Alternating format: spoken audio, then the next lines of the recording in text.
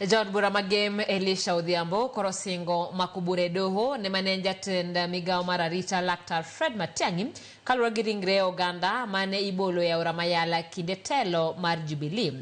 Elisha lorone jodak magem ne okalo e mate kalura kod kwan ringre mane wito kanyo kendo koro nyaka migi ratiro. Otema kamano sirkal jotelo mamoko mane otene kinde twak gi jofwambo.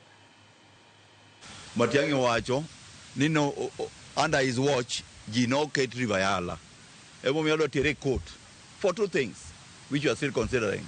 Either to buy him from vying Mondokiko Chung at all, negate those crimes against humanity. Number two, either to call on him to compensate your game. Mondocholwa kumbudis manoket pain. Mano for me is more important. Mondo ngatoko get your fees, ingeni ultimately nyaka bedni ibodwari mondo all the fogik manetimo kaini office kendi. Nakumbuka tulikuwa na PS wa Interior Kibicho na kukuwa na kelele kama hii ambayo tunaona sasa hizi.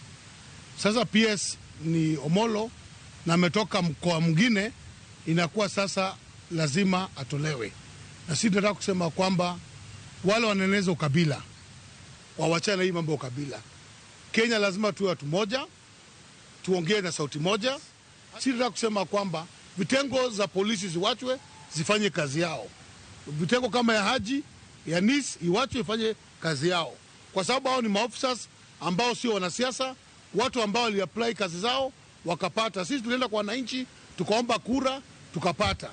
Now we are asking the former deputy president, who is the architect of all this, we are asking him to go slow on the rhetoric, to go slow on the hate, to go slow on the revenge that we are seeing, and ensure that we as a people are able to live in a peaceful manner.